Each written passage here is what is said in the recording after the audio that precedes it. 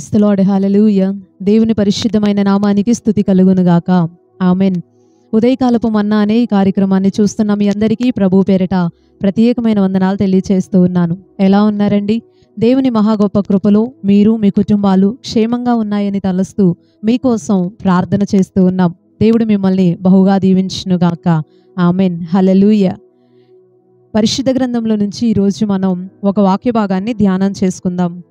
మత్తయి సువార్త 8వ అధ్యాయం 13వ వచనాన్ని మనం చదువుకుందాం.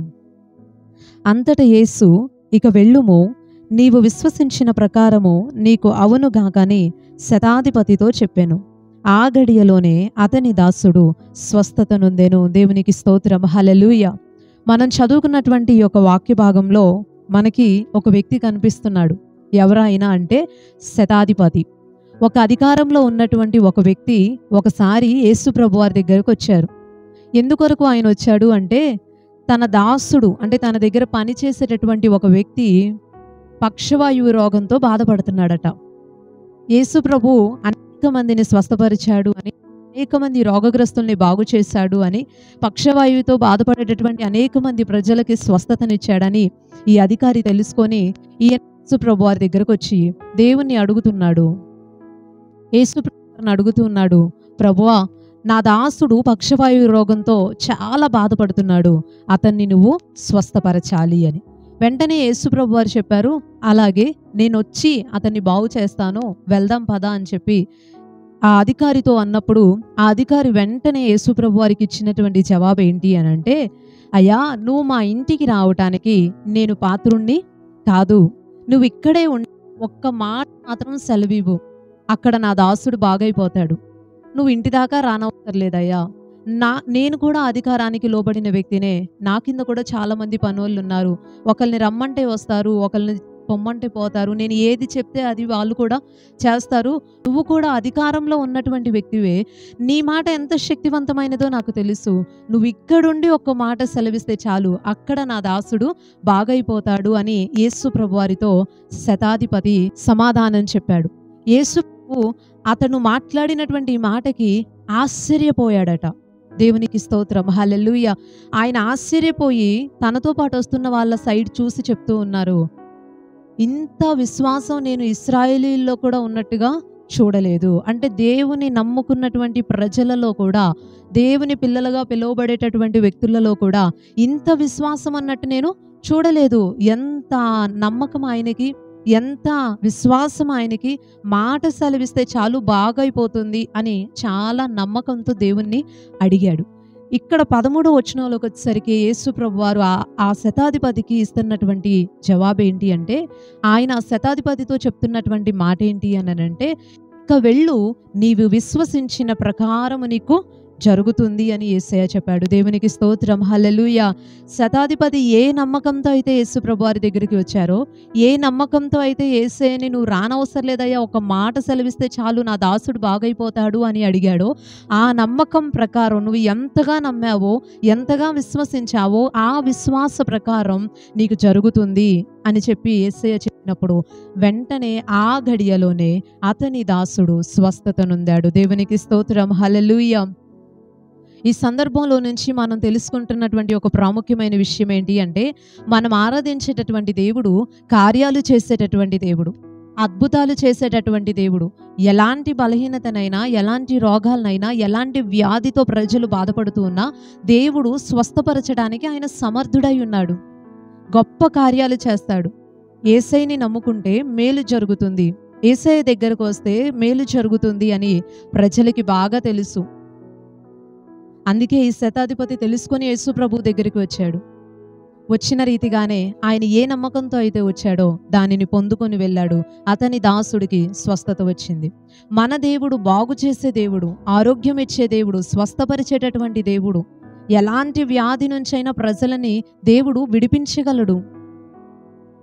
అయితే మనం ఏం చేయాలి అంటే, యేసు దగ్గరికి రావాలి. దేవునికి స్తోత్రం, హల్లెలూయా. యేసు దగ్గరికి రావాలి. ఈరోజు చాలా మంది ప్రజలు చేసే పొరపాటు ఏంటి అనంటే, యేసు మంచి దేవుడని తెలుసు, స్వస్థపరిచేవాడని తెలుసు, ఆయన్ని నమ్ముకుంటే మేలు జరిగిద్దని తెలుసు, కార్యాలు చేస్తాడని కూడా తెలుసు, కానీ ప్రభువు దగ్గరికి రావటానికి ఆలోచిస్తూ ఉంటారు. దేవుని దగ్గరికి రావటానికి భయపడుతూ ఉంటారు. ఏవో అడ్డొచ్చేస్తూ ఉంటాయి.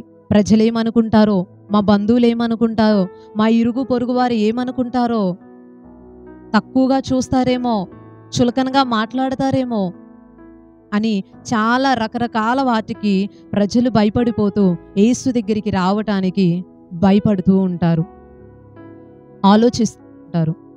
ఈరోజు దేవుని మాటలు వింటున్న ప్రియ సహోదరి సహోదరుడా, ఈ సందర్భాన్ని ఆధారంగా చేసుకొని మనం తెలుసుకుంటున్న ఒక ప్రాముఖ్యమైన విషయం ఏంటి అంటే, దేవుడు మన జీవితాలలో, మన కుటుంబాలలో కార్యాలు జరిగించాలి అంటే, అద్భుతాలు చేయాలి అని అంటే దేవుని దగ్గరికి మనం రావాలి. దేవుడు పెట్టినటువంటి నియమం అది. ప్రభు సన్నిధిలోనికి మనం రాకుండా, యేసుని ఆశ్రయించకుండా, యేసు దగ్గరికి రాకుండా కార్యాలు జరగవు. ఆయన దగ్గరికి రావాలి. రెండవదిగా ఈ శతాధిపతి చేసినటువంటి పని ఏంటి అంటే, యేసు దగ్గరికి రావటం మాత్రమే కాదు, కానీ యేసు యందు నమ్మిక ఉంచాడట. దేవునికి స్తోత్రం, హల్లెలూయా. ఎంత విశ్వాసం ఉంచాడు అంటే, ఎంతగా యేసుని నమ్మాడు అని అంటే, ఇక దేవుని పిల్లలుగా పిలువబడే ఇశ్రాయేలీల్లో కూడా అంత నమ్మకం లేదట, అంత విశ్వాసాన్ని యేసు ప్రభు చూడలేదట. అంతగా యేసుని నమ్మాడు. అతనిలో ఉన్న ఆ విశ్వాసం అనేది యేసు ప్రభువునే ఆశ్చర్యపరిచేసింది. అంతగా యేసుని నమ్మాడు. ఈ రోజుల్లో మనం ప్రభు దగ్గరికి రావటానికి, ప్రభువుని నమ్మటానికి మనకి కలిగినది ఏవేవో అడ్డొచ్చేస్తూ ఉంటాయి. కానీ ఈ శతాధిపతికి ఏది అడ్డం రాలేదు. తనకున్న అధికారం అడ్డం రాలేదు. తన కింద 100 మంది పని వాళ్ళు ఉన్నారు. శతాధిపతి 100 మంది మీద అధికారంలో ఉన్నటువంటి వ్యక్తి ఇతను. అంతమంది పనోళ్ళని పెట్టుకొని కూడా వాళ్ళని పంపించి యేసయ్యని పిలిపించి అలా చేయకుండా ఆయనే స్వయంగా వచ్చాడు. అధికారాన్ని లెక్క చేయలేదు, తనున్న హోదాని లెక్క చేయలేదు. అంత అధికారంలో ఉన్నాడు అని అంటే ఖచ్చితంగా అతని దగ్గర చాలా డబ్బులు ఉండే ఉంటాయి. అతనికి కలిగిన దాన్ని లెక్క చేయలేదు, పలుకుబడిని లెక్క చేయలేదు, దేనిని లెక్క చేయకుండా అన్నిటినీ పక్కన పెట్టి తన కోసం కూడా కాదు, తన పనివాడి కోసం, తన దగ్గర పని చేసేటటువంటి ఒక వ్యక్తి కోసం శతాధిపతే యేసు ప్రభు దగ్గరకు వచ్చి యేసయ్యని నమ్మాడట. దేవునికి స్తోత్రం, హల్లెలూయా. ఈరోజు చాలా మంది ప్రజలు ప్రభు దగ్గరికి రాలేకపోవటానికి అడ్డుపడేది ఏంటి అని అంటే, వారికి ఉన్నటువంటి అధికారం, ఒక పలుకుబడి, లేదా వారికి కలిగినది, వారి ఉన్నటువంటి స్టేజ్, ఆ స్థితిని చూసి చాలా మంది అనుకుంటారు, మేము దేవుని దగ్గరికి వెళ్తే, మేము యేసయ్య దగ్గరికి వెళ్తే ప్రజలు మమ్మల్ని తక్కువగా చూస్తారేమో అని. కానీ ఎప్పుడు మనం జ్ఞాపకం ఉంచుకోవాలి, మనం ఆరాధించేటటువంటి ప్రభు అయిన యేసుక్రీస్తు వారు అందరికీ ప్రభు అయి ఉన్నాడు. దేవునికి స్తోత్రం, హల్లెలూయా. ఆయన నమ్మినటువంటి వ్యక్తులందరికీ దేవుడు కార్యాలు చేస్తాడు. ఆయన దగ్గరకు వచ్చి పాదాలు పట్టుకున్నటువంటి ప్రతి ఒక్కరి జీవితాలలో దేవుడు అద్భుతాలని చేస్తాడు. ప్రభు దగ్గరకు వస్తే చాలు, ఆయన్ని నమ్మితే చాలు, దేవుడు కార్యాల్ని జరిగిస్తాడు. ఈ రోజుల్లో చాలా మంది క్రైస్తవుల జీవితాలలో కూడా కార్యాలు జరగకపోవటానికి కారణం ఏంటి అని అంటే నమ్మకం. దేవుని సన్నిధిలో ఏదైతే కార్యం జరగటానికి నమ్మకం అవసరమో అంతగా వారు ప్రభువుని నమ్మట్లేదు. పరిశుద్ధ గ్రంథం చాలా స్పష్టంగా తెలియచేస్తూ ఉంది. మార్కు సువార్త 11వ అధ్యాయం 24వ వచనంలో, మీరు ప్రార్థన చేయుచున్నప్పుడల్లా మీరు అడుగుచున్న వాటిని పొంది ఉన్నామని నమ్మండి, అప్పుడు అవన్నీ కూడా మీకు అనుగ్రహించబడతాయి అని.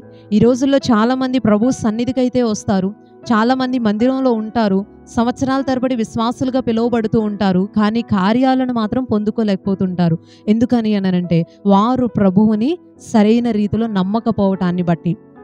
ప్రార్థన అయితే అందరితో పాటు చేస్తూ ఉంటారు, కానీ అదొక ఆనవాయితీగా ముందుకు వెళ్ళిపోతుంది. కానీ దేవునిని నమ్మి మనం ప్రార్థన చేసినప్పుడు దేవుడు ఖచ్చితంగా కార్యాలు జరిగిస్తాడు. అది ఏదైనా సరే, మనుషుల వల్ల కానిదైనా సరే, ఎవరూ చేయలేనిదైనా సరే, అందరూ విడిచిపెట్టిందైనా సరే, ఏదైనా సరే దేవుడు ప్రతి విషయంలో కార్యం చేయటానికి సమర్థుడై ఉన్నాడు. ఈరోజు దేవుని మాటలు వింటున్న ప్రియ సహోదరి సహోదరుడా, దేవుని దగ్గర నుంచి కార్యాలు కావాలా? మీ జీవితాల్లో కూడా అద్భుతాలు జరగాలి అని ఆశపడుతూ ఉన్నారా? తీరనటువంటి రోగాలతో బాధపడుతూ ఉన్నారా? వైద్యులు ఇంకా చేతులు ఎత్తేసారా? మా వల్ల కాదండి అని చెప్పేశారా? ఇక మా జీవితం అయిపోయింది అనుకుంటూ ఉన్నారా? అనుకోకండి. యేసయ్య ఉన్నాడు, మేలు చేస్తాడు. ఆయన్ని నమ్ముకుంటే చాలు, ఆయన దగ్గరికి వస్తే చాలు, ప్రభువా అంటూ ఆయనను ఆశ్రయిస్తే చాలు, ప్రార్థన పూర్వకంగా ప్రభువుని అడిగితే చాలు, తప్పకుండా దేవుడు గొప్ప కార్యాల్ని చేస్తాడు. ఈ 3 పనులు మనం చేయాలి. ప్రభు దగ్గరికి రావాలి, ఆయనని నమ్మాలి, ప్రభువా అంటూ ప్రార్థన చేసి మన ప్రతి విషయాన్ని ఆయనకి తెలియచేయాలి. అప్పుడు సమస్య ఏదైనా సరే దేవుడు ఖచ్చితంగా మన జీవితాల్లో గొప్ప కార్యాలు చేస్తాడు. ఒక వ్యక్తి కోసం శతాధిపతి ప్రభు దగ్గరికి వచ్చాడు. మన కోసం మనం ఎందుకు ప్రభు దగ్గరికి రాకూడదు? మన కుటుంబం కోసం మనం ఎందుకు దేవుణ్ణి అడగకూడదు? మనం అడిగితే చాలు, మనం నమ్మితే చాలు, ఆయన దగ్గరకు వస్తే చాలు, దేవుడు అద్భుతాల వెంట అద్భుతాలని జరిగిస్తాడు. ప్రభు దగ్గరికి రండి, తప్పకుండా దైవ దీవెనలు పొందుకోండి. దేవుడి కొద్ది మాటలు దీవించునుగాక. ఆమెన్. ఒక చిన్న ప్రార్థన మనం చేసుకుందాం.